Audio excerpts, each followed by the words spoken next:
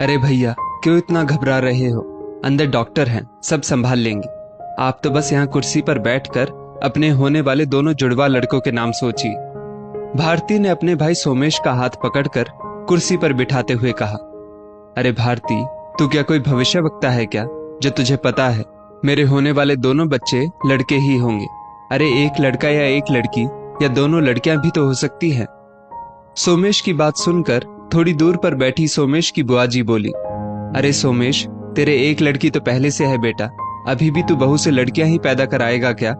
अरे हमारे खानदान में लड़कियां कम हैं, लड़के ज्यादा हैं। देखना, तेरे 2 जुड़वा लड़के होंगे। तू तो मुंह मीठा करवाने की तैयारी कर ले बस। अभी थोड़ी देर में डॉक्टर साहिबा आने वाली है खुशखबरी लेकर। थोड़ी देर में हॉस्पिटल के लेबर रूम से डॉक्टर बाहर निकली और सोमेश को देखकर बोली, बधाई हो सोमेश जी, आप 2 प्यारी प्यारी बच्चियों के पिता बन गए हैं। आपकी दोनों बच्चियां और पत्नी स्वस्थ हैं, जाकर मिल लीजिए। सोमेश का चेहरा खुशी से दमक उठा, पर सोमेश की बुआ और बहन का चेहरा ये समाचार सुनकर लटक गया। दोनों ने उदास सा चेहरा बना लिया।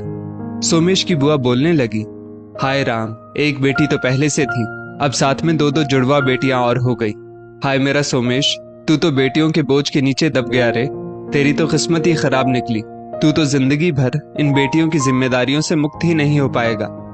सोमेश की बहन भारती रोते हुए बोली, सच कह रही हो बुआ जी, भाई की तो किस्मत ही फूट गई।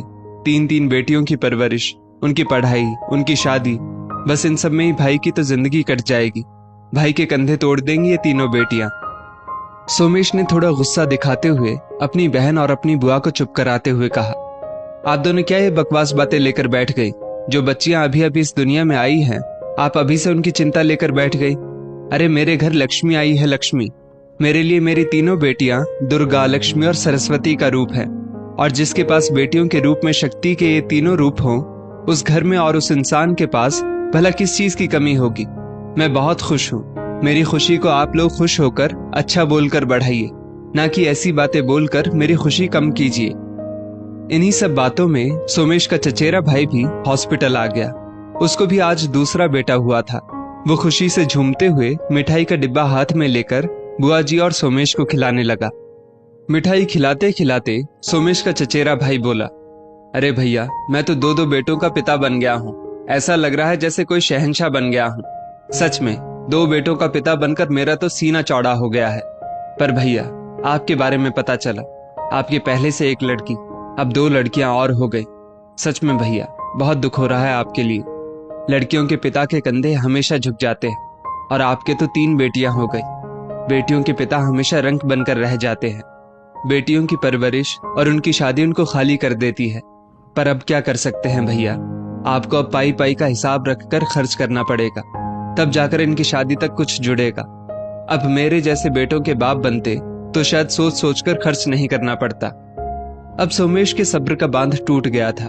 वो जल्दी से जल्दी अपने दोनों बच्चों को अपने गले से लगाना चाहता था। सोमेश ने अपनी बुआ और भाई को डांटते हुए कहा, आप प्लीज अपनी बकवास बातों के साथ यहाँ से चले जाइए। मुझे मेरी बच्चियों के लिए अच्छा बोलने वाले लोग चाहिए, ना कि आप जैसी छोटी मानसिकता वाले लोग, जो बच्चियों के पैदा होते ही उनके बारे में कुछ भी बोले जा रहे हैं। मुझे मेरी बच्चियों के भविष्य के लिए आपकी सलाह की जरूरत नहीं है। सोमेश की बात सुनकर उसके रिश्तेदार गुस्सा होकर वहां से चले गए। सोमेश अपनी बच्चियों से मिलकर खुशी से बावरा हुआ जा रहा था। अपनी पत्नी और अपनी दोनों बच्चियों को स्वस्थ देखकर सोमेश भगवान का शुक्र अदा कर रहा था। धीरे धीरे समय बीतने लगा। सोमेश की तीनों बेटियां बड़ी होने लगी।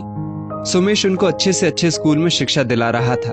सोमेश की बेटियों को अच्छे स्कूल में पढ़ते देख उसकी बुआ उसको हमेशा कहती, देख सोमेश, 3 लड़कियों को इतने महंगे महंगे स्कूल में पढ़ाएगा तो सारा पैसा उनकी फीस में चला जाएगा। अरे कल को शादी कैसे करेगा? सोमेश अपनी बेटियों को एक से बढ़कर एक सुविधा देता था। सोमेश की बेटियां भी पढ़ने में बहुत तेज थी। तीनों बेटियों में संस्कारों का भी पूरा भंडार भरा हुआ था। माँ ने अपनी तीनों बेटियों को पढ़ाई के साथ साथ घर के कामों में भी निपुण बना दिया था। तीनों बेटियां पढ़ाई के साथ साथ घर के कामों में भी मदद करा देती थी।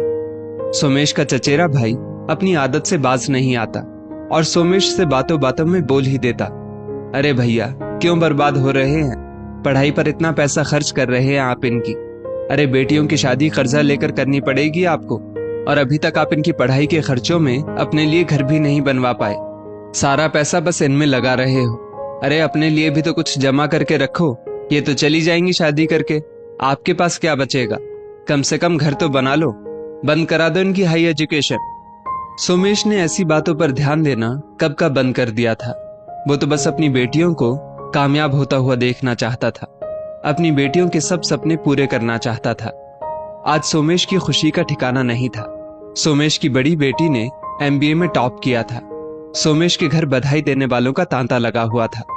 अपने पिता को गर्व से फूले हुए देखकर सोमेश की बड़ी बेटी अवनी खुशी से फूली नहीं समा रही थी, क्योंकि वो जानती थी उसकी इस सफलता में उसके पिता की भी बराबर मेहनत थी। अवनी की एक बहुत बड़ी कंपनी में अच्छी तनख्वाह पर जॉब लग गई। जॉब लगने के कुछ महीने बाद अवनी ने अपने सब रिश्तेदारों को एक नए एड्रेस पर पार्टी देने का न्योता भेजा। सब रिश्तेदार तय समय पर उस नए एड्रेस पर पहुंचे, एक बहुत ही खूबसूरत जगह पर, जहां पर सुंदर सुंदर नए विला बने हुए थे। चारों तरफ हरियाली थी, साफ सुथरे और बड़े बड़े रास्ते थे। उन विला में से एक विला को बहुत सुंदर ढंग से सजाया गया था। विला के सामने जो खाली जगह थी उस पर सब रिश्तेदारों के खाने का और बैठने का इंतजाम था। सब लोग उस जगह को देखकर खुश हुए जा रहे थे। सब रिश्तेदार आराम से खाना खा रहे थे। तभी सोमेश जी की बुआ बोली, अरे अवनी, बताओ तो सही, ये पार्टी किस खुशी में रखी है? कोई खास वजह तो जरूर होगी। तभी अवनी और उसकी दोनों बहनें हंसते हुए अपनी बुआ जी से बोली, अरे बुआ जी, नेकी और पूछ पूछ लो, आप सबको अब हम बता ही देते हैं ये पार्टी हमने किस खुशी में दी है। तभी अवनी की दोनों बहनें जल्दी से भागती हुई अपने पापा के पास गई और उनको अपने साथ उस खूबसूरत सजे हुए विला के सामने ले आई और एक खूबसूरत सी नेम प्लेट जिस पर मिस्टर सोमेश बेटियों के घर के राजा लिखा हुआ था, सोमेश जी के हाथों में पकड़ा दी और उसको विला के मेन गेट पर लगाने के लिए बोला। सोमेश जी को खुद इस बारे में पता नहीं था। वो थोड़ा अचंभित हो गए। सोमेश जी को यूं अचंभित होते देख उनकी बेटी अवनी बोली, अरे पापा, इतना आश्चर्य मत कीजिए, ये आपका घर है, हमारा खुद का घर। आज से हम किराए के घर में नहीं बल्कि अपने घर में रहेंगे। मैं जानती हूँ आपने हम तीनों बहनों की पढ़ाई के लिए कभी अपने लिए पैसे नहीं जोड़े, बस हम बहनों को पढ़ाने के लिए अपनी पाई पाई खर्च कर दी। लोगों के हजार ताने सुने। हमारी पढ़ाई और हमारे दूसरे खर्चों को लेकर आपने कभी लोगों की परवाह ना करते हुए हम तीनों बहनों को राजकुमारियों के जैसे पाला। राजकुमारियों के पापा राजा होते हैं, रंक नहीं। इस खूबसूरत विला के आप राजा हो और हम आपकी राजकुमारियां।